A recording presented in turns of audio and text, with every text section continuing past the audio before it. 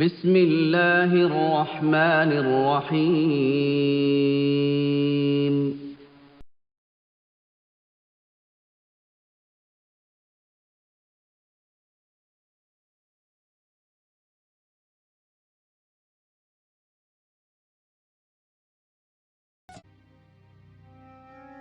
عزیز مصر کی بیوی زلیخا نے ایک دن حضرت یوسف علیہ السلام کو گناہ کی دعوت دی۔ زلیخا بے حد خوبصورت تھی، ساتھ ہی بے تحاشا مال و دولت کی مالک اور ساتھ ساتھ اعلیٰ منصب کی حامل تھی، یعنی عزیز مصر کی بیوی بھی تھی۔ چنانچہ ایک دن زلیخا انتہائی تکلیف و اہتمام سے تیار ہوئی اور یوسف علیہ السلام کو برائی کے ارادے سے بلایا، لیکن یوسف علیہ السلام نے، جنہیں اللہ تعالیٰ نے منصب رسالت کے لیے منتخب کیا تھا، جواب دیا کہ اللہ کی پناہ، تیرا خاوند میرا محسن ہے، پھر یہ انعام و کرام فرمایا ہے، میں ایسا نہیں کر سکتا۔ اور یوسف علیہ السلام زلیخا سے بچنے کے لیے دوڑ پڑے۔ زلیخا بھی پیچھے دوڑی تاکہ آپ علیہ السلام کو پکڑ لے، اور پیچھے سے آپ علیہ السلام کی قمیض پکڑ لی۔ دوڑتے ہوئے قمیض پکڑنے کے سبب قمیض پھٹ گئی،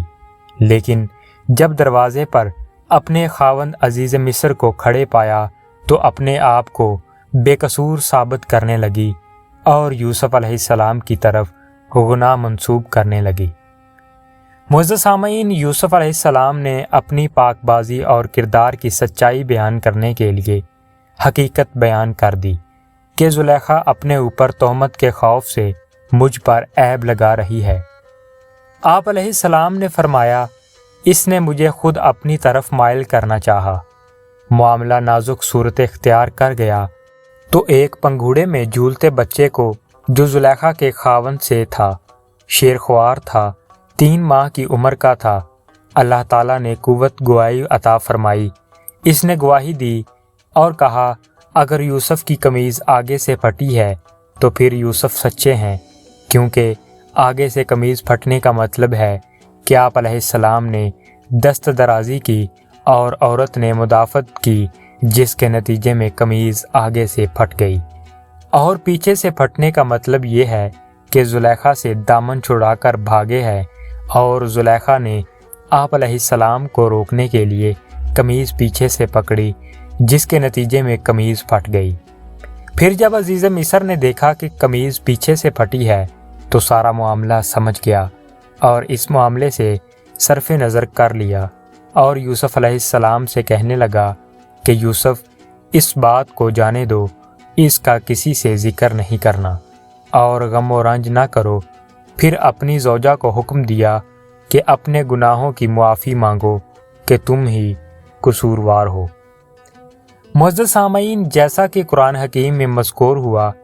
اور بہلانے پھسلانے لگی انہیں وہ عورت جس کے گھر میں آپ تھے کہ ان سے مطلب برائی کرے، اور ایک دن اس نے تمام دروازے بند کر دیے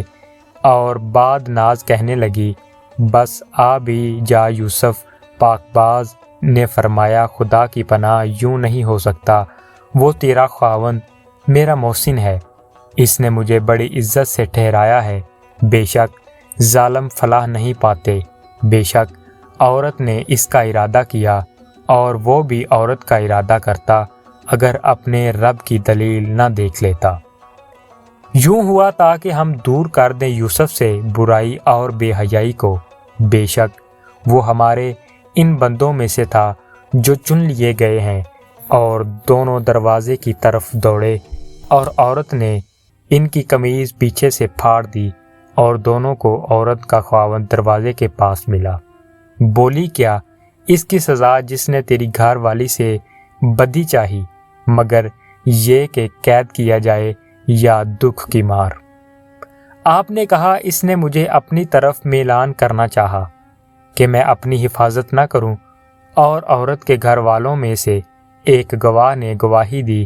کہ اگر ان کی قمیض آگے سے پھٹی ہے تو عورت سچی اور انہوں نے غلط کہا، اور اگر ان کی قمیض پیچھے سے پھٹی ہے تو عورت جھوٹی اور یہ سچے ہیں۔ پھر جب عزیز نے آپ کی قمیض پیچھے سے پھٹی ہوئی دیکھی تو اس نے کہا، بے شک یہ تم عورتوں کا مکر ہے، بے شک تمہارا مکر بڑا ہے۔ اے یوسف تم اس کا خیال نہ کرو، غم نہ کرو، اور اے عورت تو اپنے گناہوں کی معافی مانگ، بے شک تو خطاواروں میں ہے۔